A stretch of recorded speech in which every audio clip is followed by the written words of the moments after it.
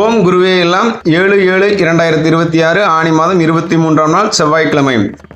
12 ராசிக்காரர்களுக்கும் இன்று உங்கள் ராசிக்கு ராஜயோகமா என்று பார்க்க இருக்கின்றோம். விளக்கம் தருபவர் உங்கள் பிரசன்ன ஜோதிடர் சிவகாசி செல்வகணேசன்.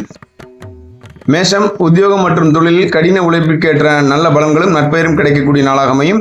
ரிஷபம், உறவினர்களின் வருகையால் வீட்டில் மகிழ்ச்சி பெருகக்கூடிய நாளாக அமையும். மிதுனம், உங்களின் புத்தி கூர்மையால் வியாபாரத்தில் புதிய யுக்திகளை கையாண்டு லாபம் ஈட்டக்கூடிய நாளாக அமையும். கடகம், நீண்ட நாட்களாக இருபறியாக இருந்த அரசு வழி காரியங்கள் இன்று சாதகமாக முடியும்.